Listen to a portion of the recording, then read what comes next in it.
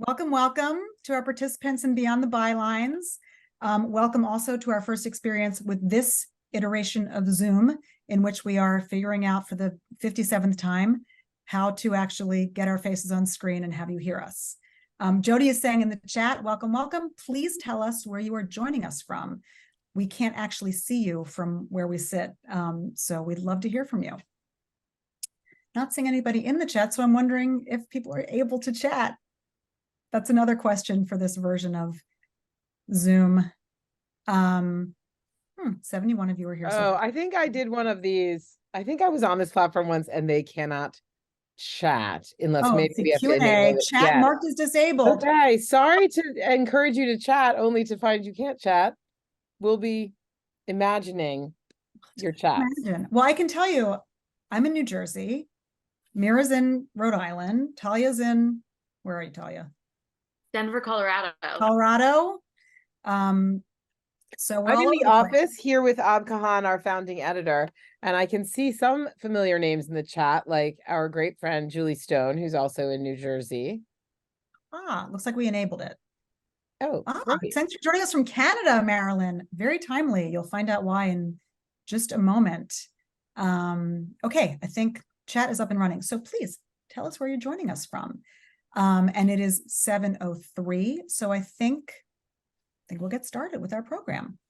Welcome to Beyond the Bylines. This is our special programming that we do periodically for the sort of members of the extended Forward family. That's our donors and our subscribers. Our donors, because the Forward is a nonprofit, and our subscribers, because we have a subscription program, and all of you help to support our great journalism. And we are so pleased to welcome you tonight to what's going to be a really special conversation with our very skilled reporter, staff writer, Mira Fox, who will be in conversation with our editor-in-chief, Jodi Rudoren. And they're going to dive into Mira's recent trip to Israel, where she sought to speak to some of the less expected characters. She wasn't there for the political handicapping about the Supreme Court. She was really there to find out what it felt like to be in Israel at this time. And she did some really amazing reporting, and she's got some great stories.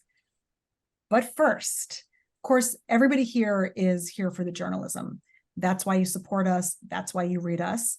And we had a really important story and series of stories that we broke over the weekend. So just for a couple of minutes, I'm going to ask Jodi to speak about those before we dive into the main program. Jodi, can you tell us a little bit about this story or series? Yeah, thank you so much, Rachel. So as all of you, because you're our core supporters and readers probably know, we have for the last 3 years been chronicling, working on an ongoing project documenting monuments to Nazis and their collaborators around the world. It's been spearheaded by a contributor named Lev Galinkin.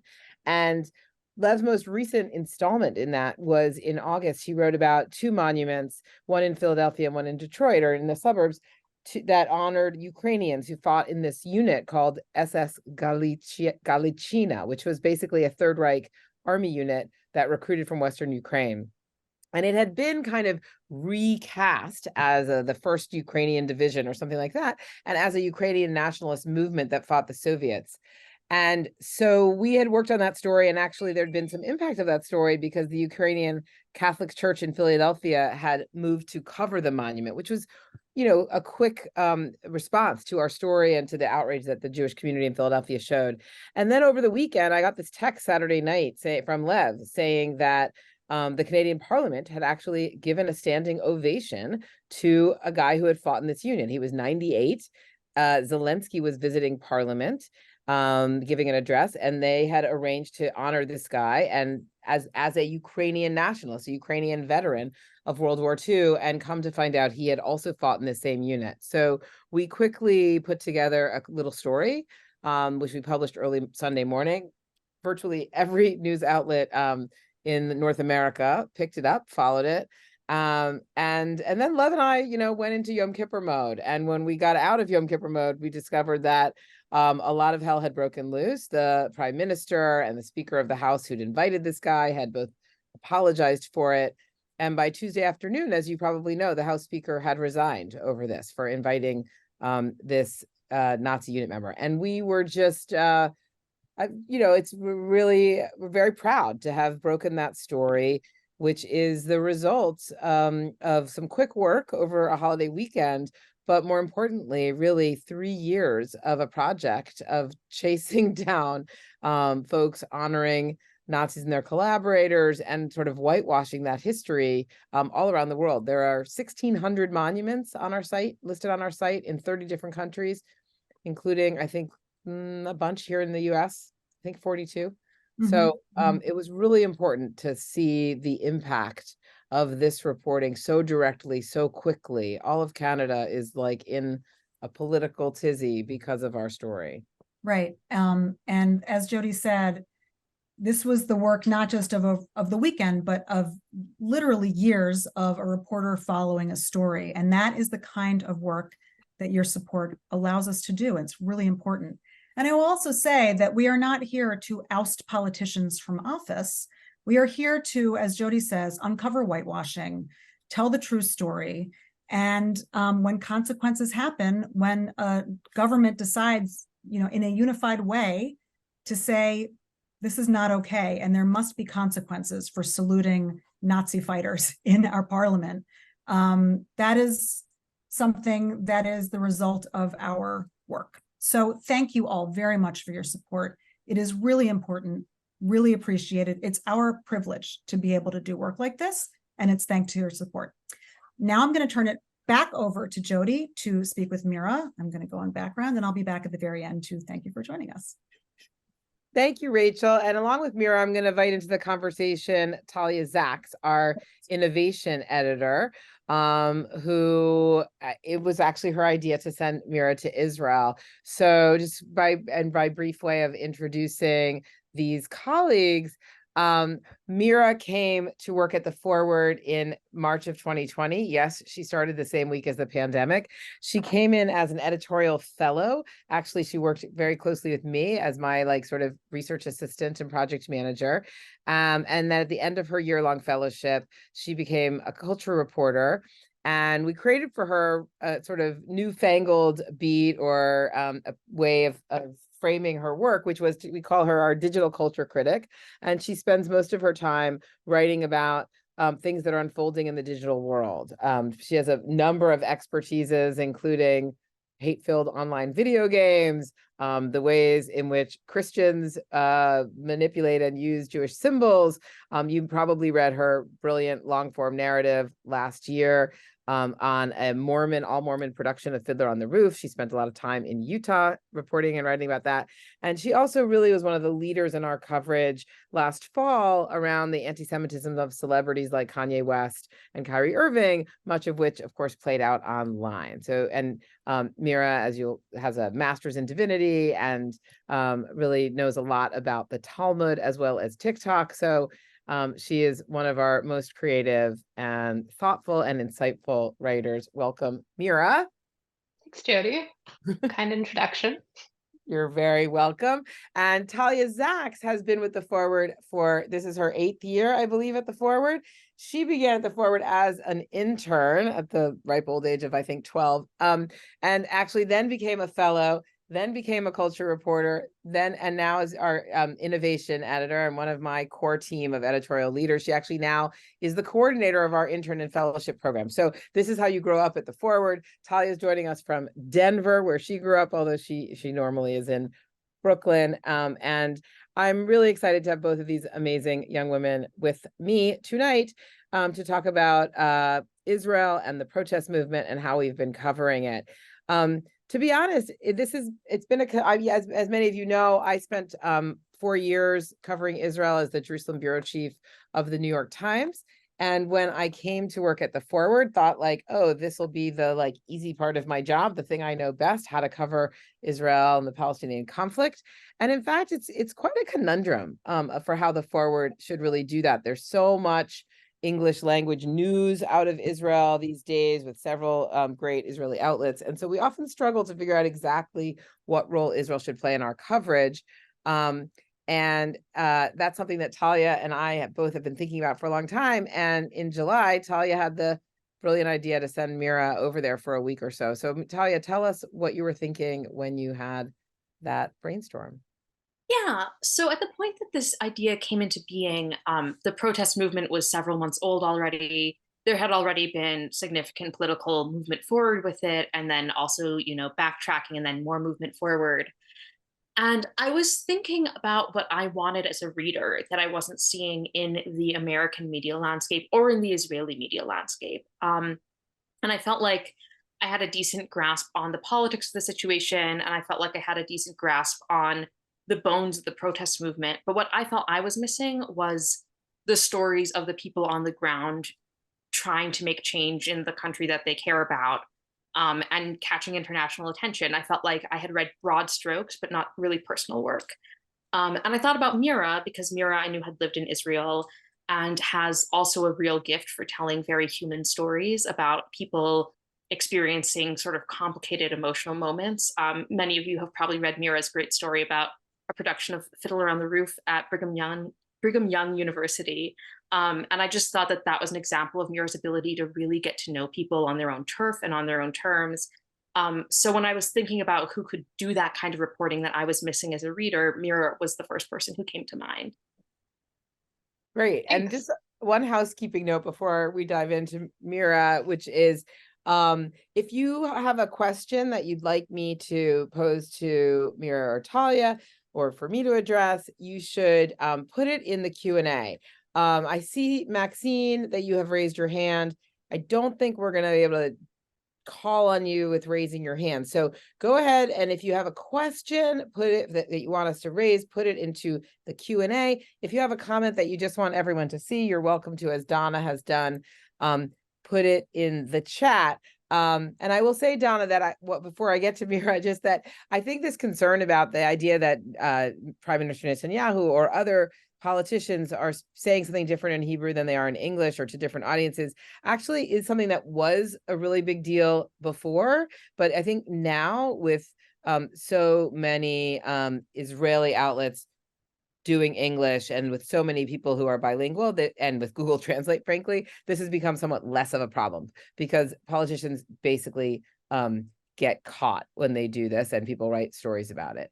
So, but Mira, I remember when Talia had this idea and then called you up, I think it was a Friday afternoon.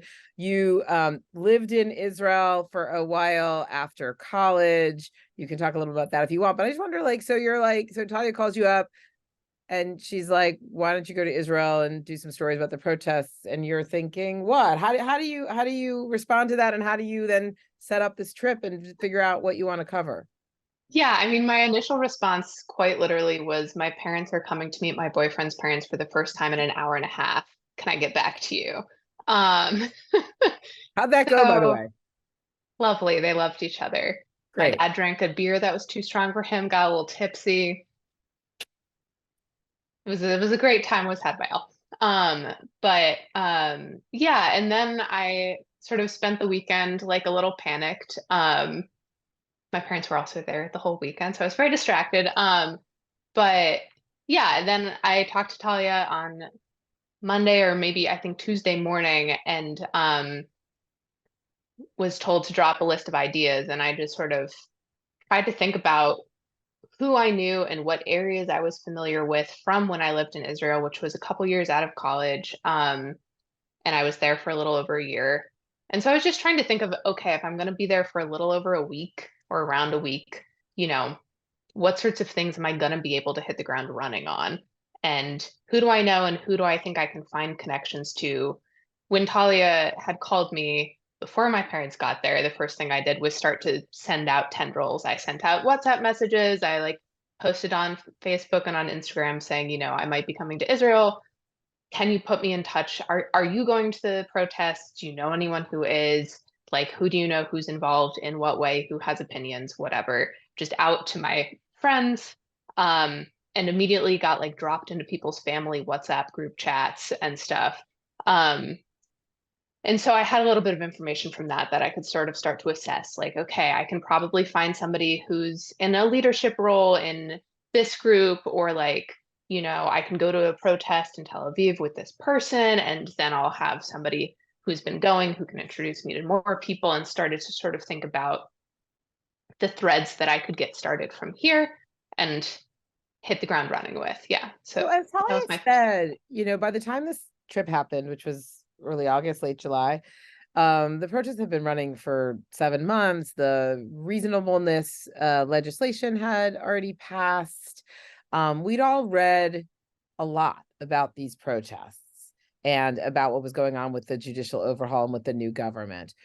So I'm wondering what ended up surprising you once you got on the ground, Mira, and what, for you as an editor who handled most of these pieces, Talia, what ended up surprising you? Yeah, I think for me, what was immediately palpable and surprised me was that nobody was really talking about the reasonableness law, which had just passed, forbidding the Supreme Court from having this particular metric of oversight over the government's laws. They could no longer judge things on the basis of how reasonable they were or were not. And there had been huge violent protests that I had gotten there after. So I missed those, and people were not talking about it in terms of politics, in terms of this law, even really in terms of the courts. People were talking about human rights. They were talking about their identities, their cities, like big picture, like what kind of country do we want this to be? And a lot of the chants and a lot of also what you hear in the news arguments is, democracy, democracy, democracy. And that was a big part of it. But a lot more of it was really like what people think democracy is supposed to look like. People were talking about their queer identities. People were talking about being women and how women function in society. When I went to the protest in Jerusalem, people were talking a lot about this idea that like Jerusalem is a gateway to Israel. It's the city that people internationally think of when they think of Israel. They think of Jerusalem and like, what kind of city should this be? We want it to be a city of tolerance. We want it to be a city of acceptance. We want all different kinds of Judaism and non-Judaism to be here. It's a city of multiple religions.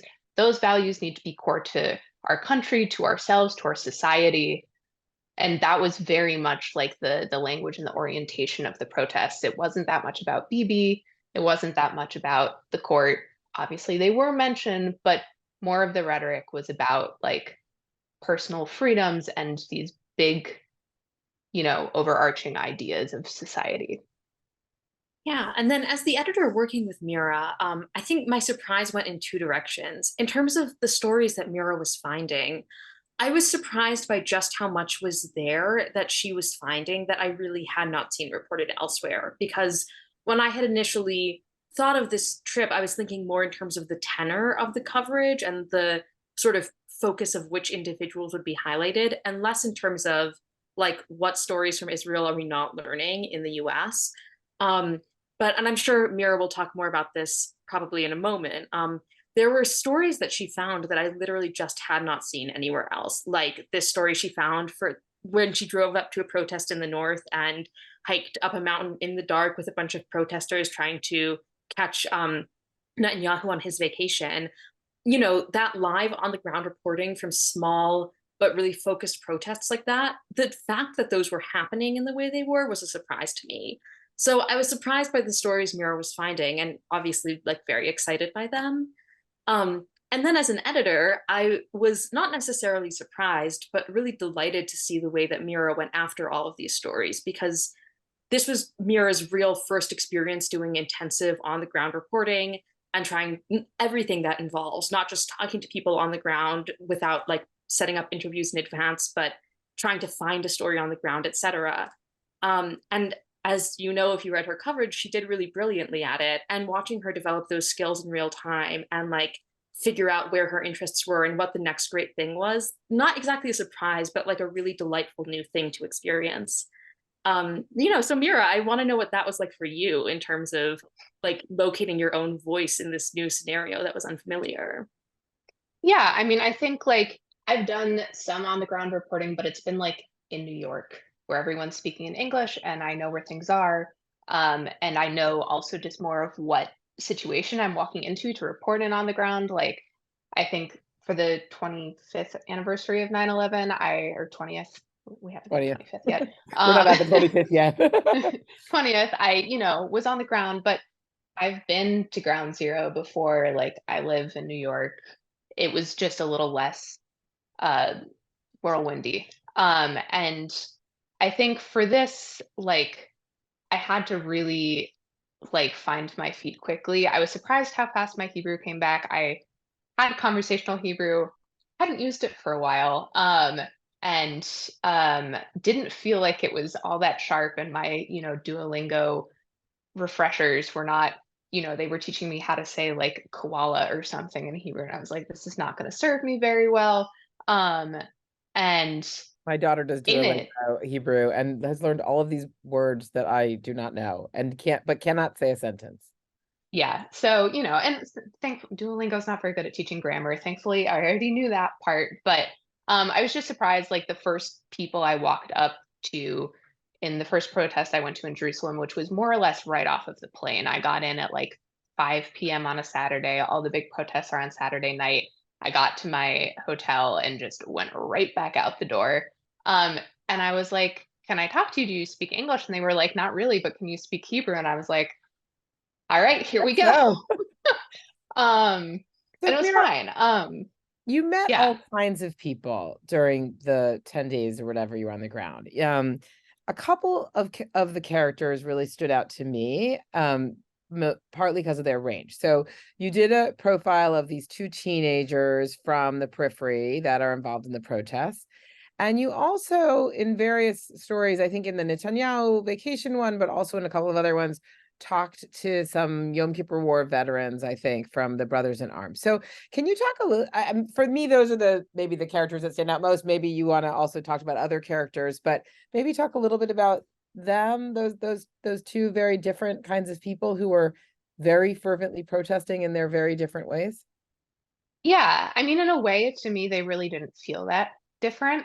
I would say that both sides were of the more establishment protesters that I met. And so they weren't necessarily super focused on like anti-occupation protesting or LGBTQ rights, although both of them did mention those aspects. But they were more in the core protest movement, and they just both these Yom Kippur war veterans and these young kids had this feeling of like, this is my country, this is my only country. And like, I love it so much. And I feel really passionately about Zionism. And I also feel really passionately that I know what Zionism means, and it is not what our government's doing. They're polluting this idea of Zionism. And I think, like, in a way, there's a similar language of idealism from somebody who's old, who has fought for his country, like these Yom Kippur veterans, and an 18-year-old who hasn't experienced that much of life and only has ideals on which to like really build their understanding of the world. And so there were sort of surprising parallels to me in that. But there were also very cute differences. Like, these teenagers were so eager and so passionate. They met me at the bus stop. They were texting me the whole time I was stuck in traffic on this bus.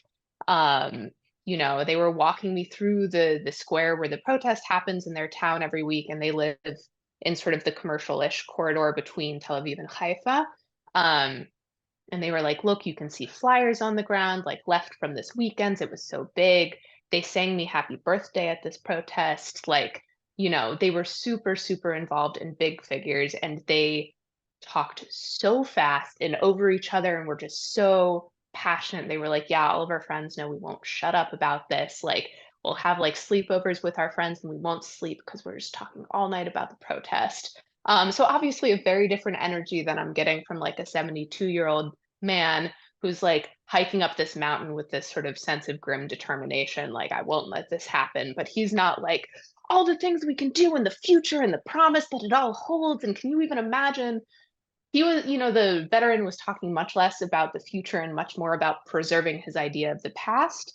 These teenagers were very much like, once we stop the government from doing this, then we want to build this idealistic, utopic society where it's going to be peace and love and like honor. And, you know, so the difference between generations generally, I think, Yeah. is reflected in that. I'm struck. I've been hearing a lot over Yom Kippur, and the week leading up to it, from both Yom Kippur veterans and others who have been framing, making a particular point, right? Which is there was this existential crisis 50 years ago, and now we're in this is the fought to save the country from this attack, and now this is the next existential moment. And it's interesting because, in general, the situation in Israel has been so kind of stagnant and cyclical for so long, certainly in my time covering it on the ground. And for the whole year, people have been talking about this in bigger terms. This is a bigger deal. So do you buy that? You think this is an existential moment akin to the Yom Kippur War? I have not been covering Israel for as long as you did, but I think it might be. I mean, there's like a lot of energy, and the protests are like they've just been going for so long. And yet, while there are certainly calm moments where it feels a little bit of a lull, even though tons of people are still showing up, there are these big pushes when something gets passed, like the reasonable or the anti-reasonableness law. And, I think that there's still a lot of energy in it. But, like any grassroots protest movement, it's really hard to say whether that's going to have like a clear impact. I think my guess is that the government is going to keep sort of cycling the way that it is, because the reality is, this is the government that more or less got elected. And, there's in Israel, unlike here, there's more of a world of building coalitions. So there's some shifting in who's voting for which smaller parties, and it's about who will then make agreements to govern together. But there's a lot of smaller parties out there, and I see this sort of conservative tilt in the government and the way that people are willing to build coalitions probably continuing. But there's a lot of energy on the ground and a lot of, I think, shifting in terms of how people are thinking about Israel. I do unfortunately think that very clearly that is like a widening division in, you know, what Israelis think Israel is, and this division between, I had multiple people say like, we're two countries now, we're two countries now. And I've heard people say that for a while, but it's been sort of like the ultra orthodox in us, and now it's much wider, and it's not just the ultra orthodox versus everyone, and even that is not a two worlds because of some deep disagreement. It's more of just a functional two worlds, like people live in different neighborhoods. This feels like a really idealistic divide over what Israel is supposed to be. And there's two really competing ideas when it comes, whether it's something like what it means to be a Jewish state, whether it's these ideals of queer rights and secular acceptance. All of these things are just widening further and further in a way that is, I think, gonna stick around, and is certainly distressing to watch. Yeah. We have a couple questions, really good questions from the audience already. So I'm going to turn to, of course we do, because those are like our core great readers and supporters. So no surprise there. So thank you. So Mark Hillingsworth says that he's been surprised that there seems to be only little discussion of the concept of checks and balances as something integral to democracy.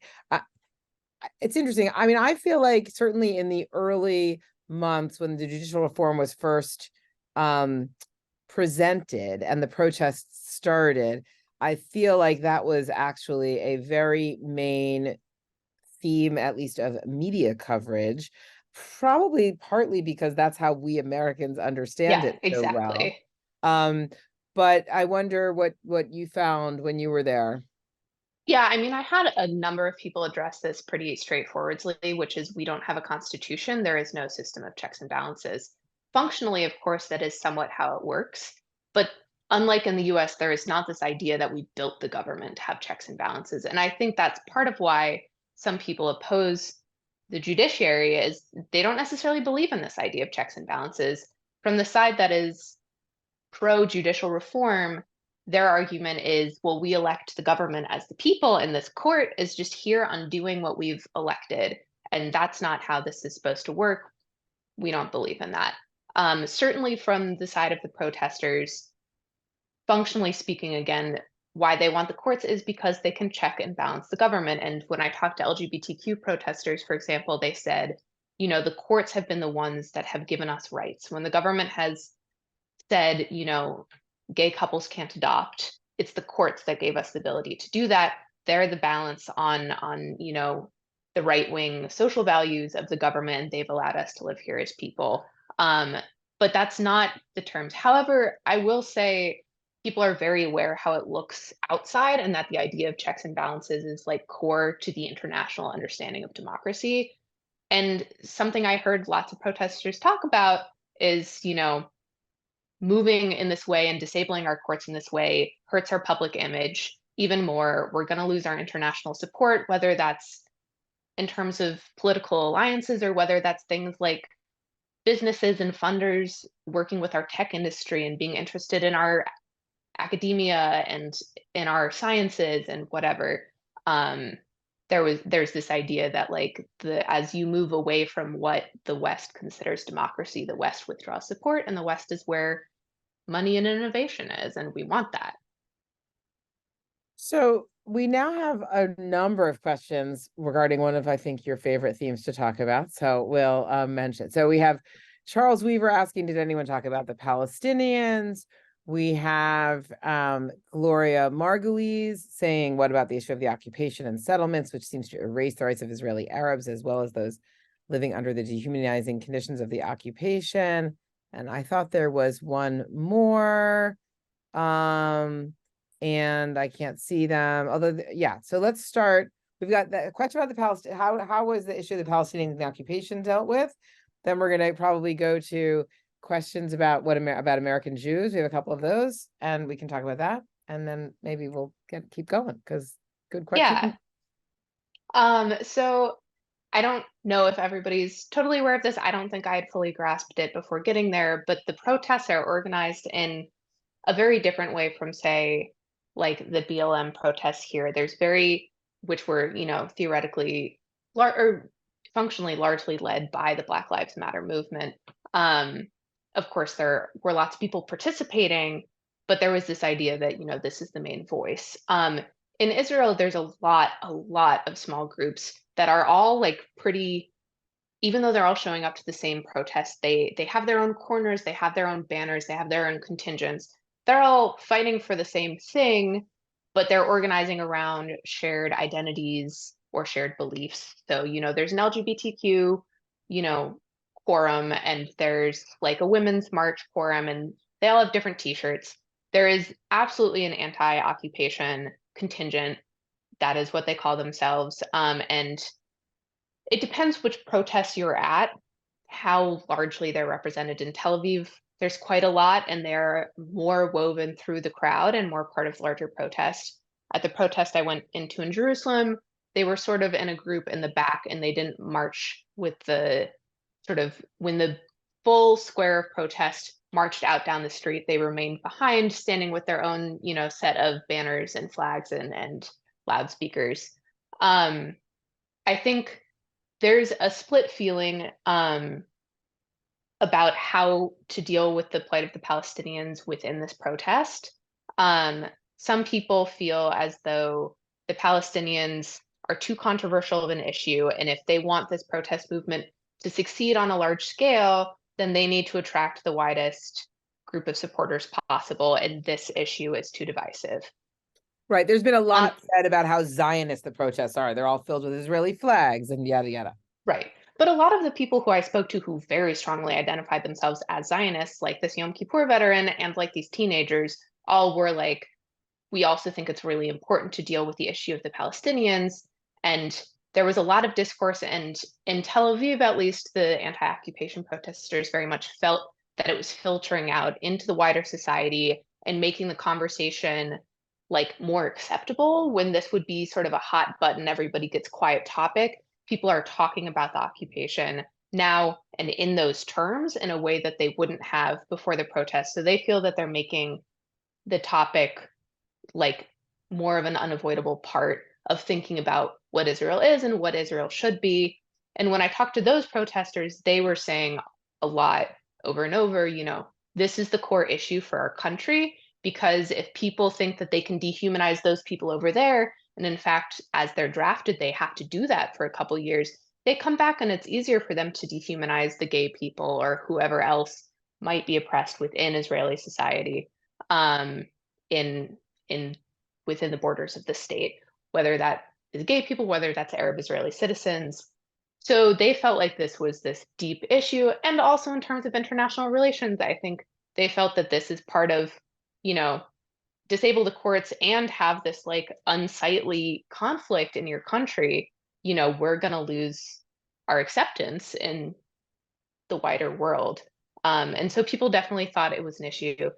I did talk to a couple Arab people, and generally they were not necessarily Palestinians in the West Bank. I didn't have time to go there. They were Arab Israelis, or they were in Jerusalem. And they sort of were like, yeah, it's interesting, but this is not our fight. And we're keeping out of it. And that was the prevailing thing that I heard there. I will say though, every major protest, like the ones that were big enough to have a full stage and speakers set up, because some of them are just small and on a street corner, but for the ones that were sort of institutional and had set up, there was always an Arab speaker who was brought on and who addressed everybody. Yeah. So, Mira, I'm curious about, you've lived in Israel before. Clearly, the dynamics of how people in Israel think about the occupation and the rights of Arab Israelis, that's not a new issue to you.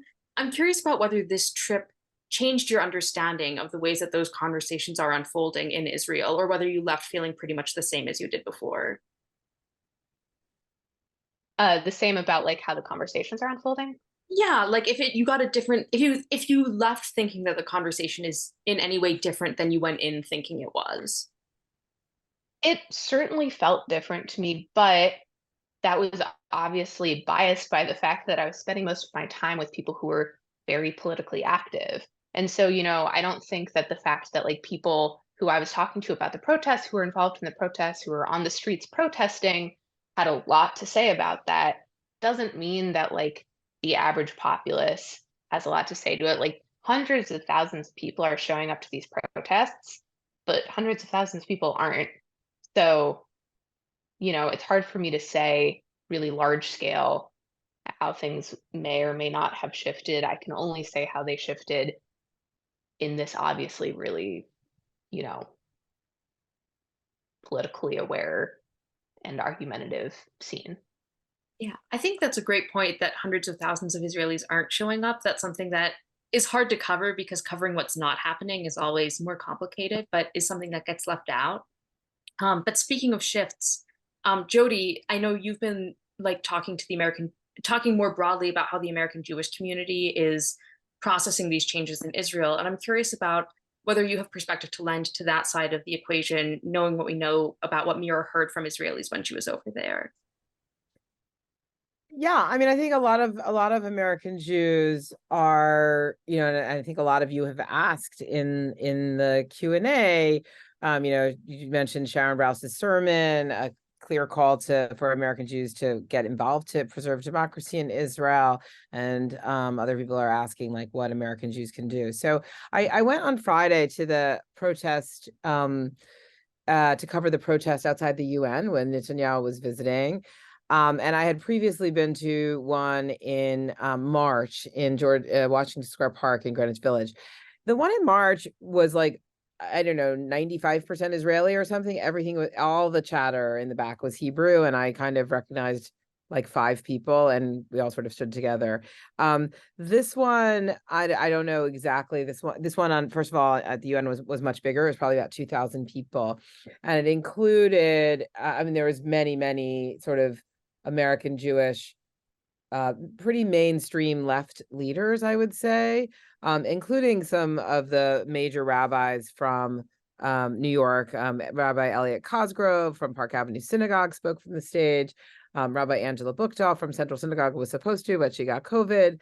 And a lot of the organizers were saying that it felt like a real shift, a real turning point. I think I quoted Elliot saying, you know, what was treif has become kosher, the idea of American Jews sort of inserting themselves and speaking out. There's always a sense that you know, often Israelis will say to American Jews, like, you know, until you fight in the IDF, you don't really get a say on how we run our country.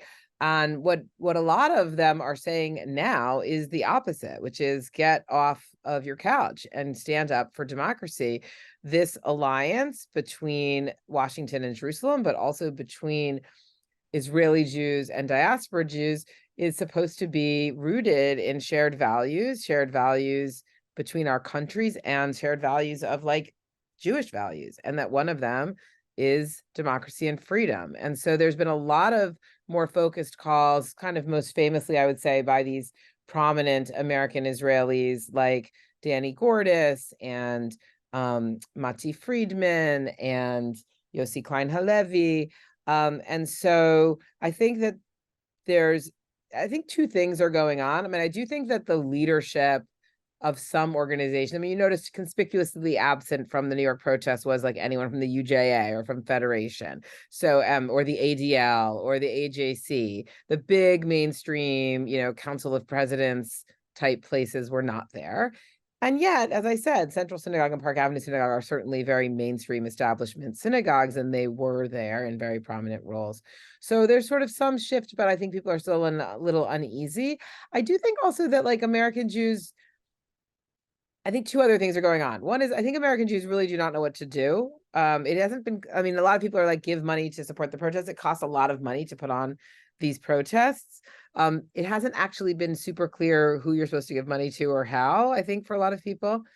And the other thing is that as the Pew study and other things have told us for the last number of years or even maybe 2 decades, like American Jews' engagement with Israel is waning.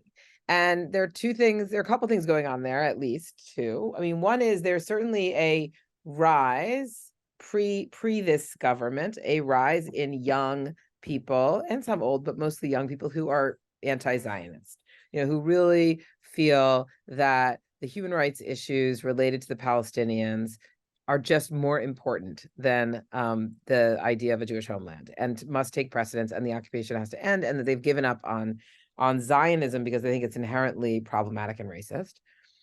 That is a very small part of American Jewry, but it is growing. But a much larger part of American Jewry is feeling less engaged or connected to Israel, or feeling less like having a relationship with Israel of any kind is integral to their Jewish identity. That I think is a much bigger, more significant shift. And that I think is what we are seeing playing out. There is much more unanimity in the American Jewish public over this democracy issue than over the Palestinian question or the Haredi question or many other questions that we were fighting about before. But I think the democracy issue is also hitting at a time when more and more American Jews are just like throwing up their hands about the whole Israel situation, or just not feeling compelled to care about it. That makes a lot of sense to me. So, Mira, I'm curious, turning back to you, as you are like a month and change out of this trip, what are you thinking is the next big story that like you're interested in seeing how it unfolds with this protest movement and the way that it's continuing to address the changes that are happening? Yeah, I mean, I don't know if people saw, but on Yom Kippur in Tel Aviv, there was a big protest issue in Dizengoff Square, which is like a very central part of Tel Aviv, in which there were Yom Kippur prayers that were going to happen in the square, and a lot of protesters arrived because there was going to be a mechitza, divider between genders, and people were like very angry and were like, "Get out of here! This is Tel Aviv." On the other hand, saw a lot of people defending that and saying, there have been public prayers in Dizengoff for years, and there's been a mechitza, and the people who want it use it, and the people who don't. And it's all worked, and it feels like that is a major shift in the way that Judaism and observance and this identity of like what it means to be Israeli is shifting, and the sort of unity of the country that is like, as much as we have disagreed, like we fought for this little country and we're all here together. It seems like that's dissolving, and it does seem to me at least, and this is my bias because I do like to study religion, but that, that is the big issue there. It is this difference about what it means to be Jewish and what Jewish observance should or could or whatever look like. And if there's an immoral way to be Jewish or a more moral way to be Jewish, people feel really passionate on both sides. And it's becoming, I think, a greater and greater part of the protests as they expand past the literal government and court issues and into this idea of like what are we as a country, And it is pretty integrally woven through the idea of what Israel is as a Jewish state, is this question of like, so what is it to be a Jew? Um, and that I think is particularly, you know, interesting to watch unfold. It's obviously not a new issue. There's long been disagreements between ultra Orthodox and secular and whatever within Israel, but I think it's like really rising into a, you know, crux moment. Mira, people are asking if you spoke to any of the counter protesters, the people who are supporting judicial reform. Yeah, I have to say that I did not, because they were not counter protesting.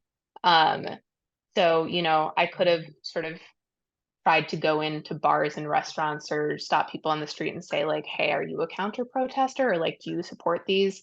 But I didn't manage to meet people like that.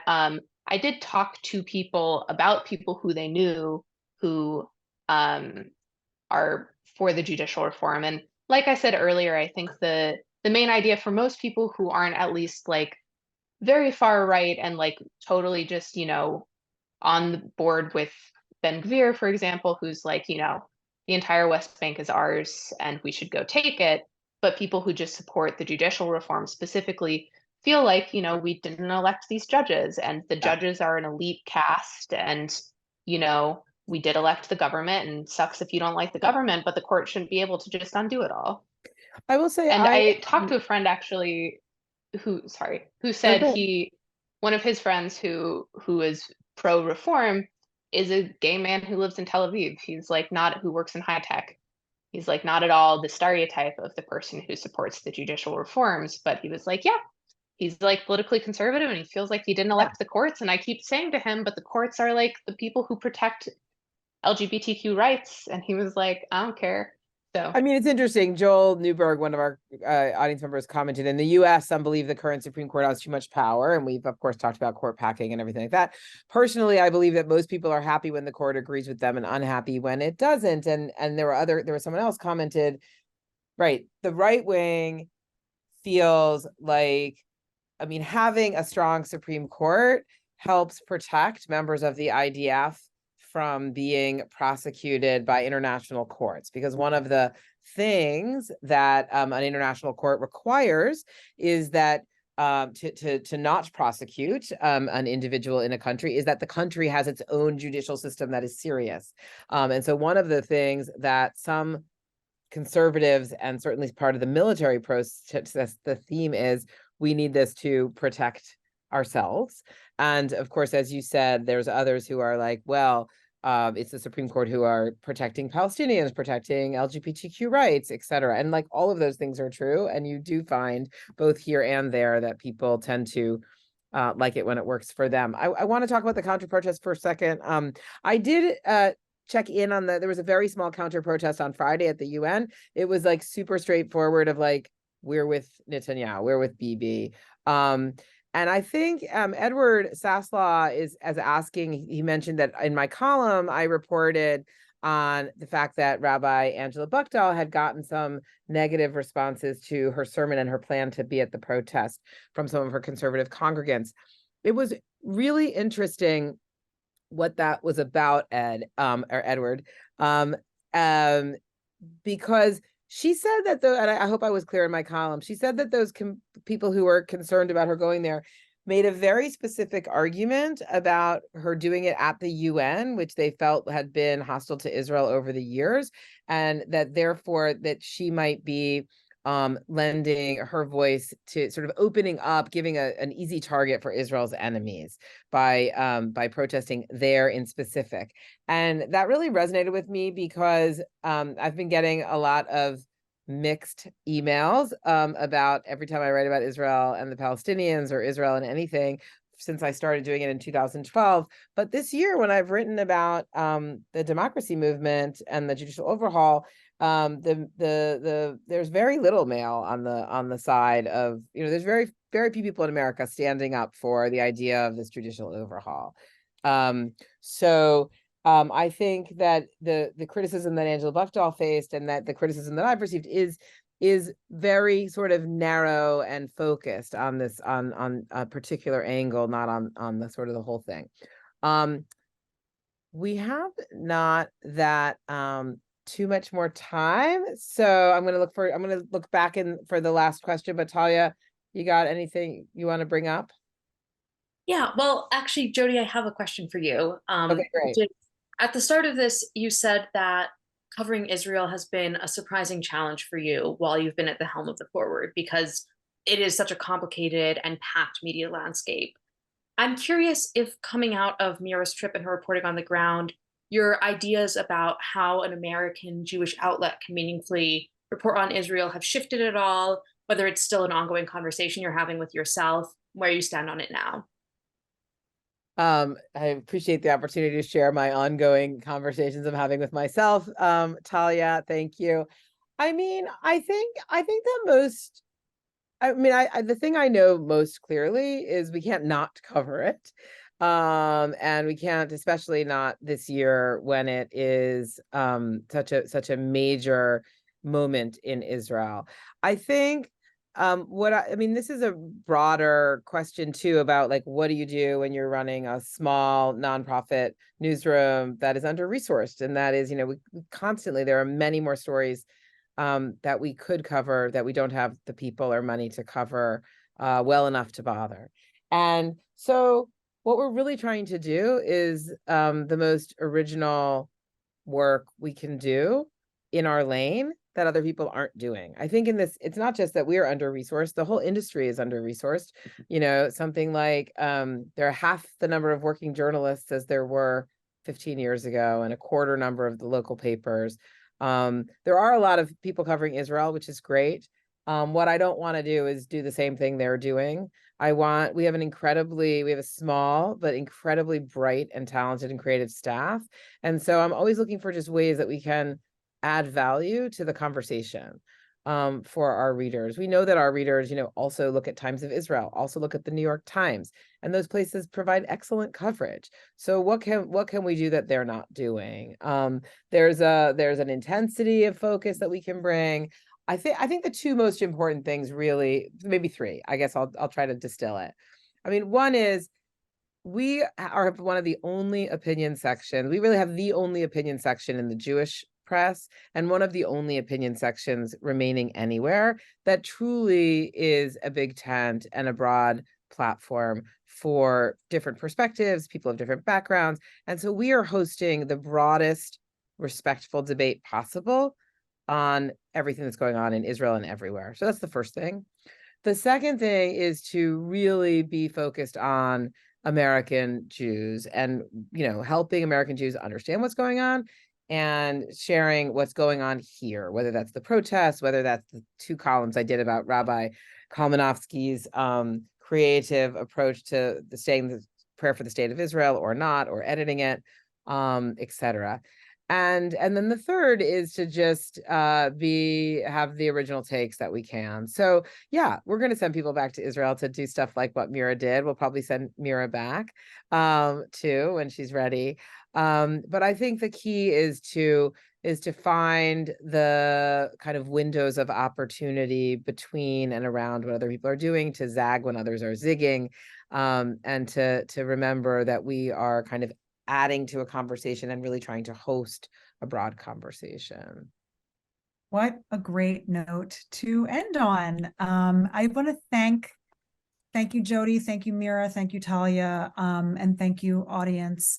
I really love that everyone in this room gets to see and understand what a group project great journalism really is. It's not any one individual person. It is all of these brilliant people working together. And it's really, like I said at the beginning, it is truly a privilege to be able to have this work and bring it to you, because you and your support are what make this possible. You are all members of the Forward family.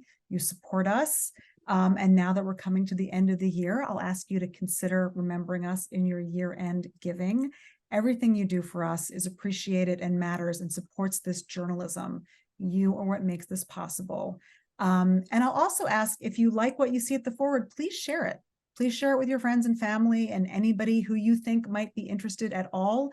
We are still always working in a very loud and crowded media space, and we love it when people who love the Forward share our work with others.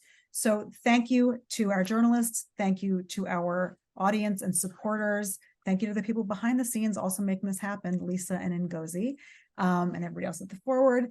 And I wish you all Shana Tova. Good night.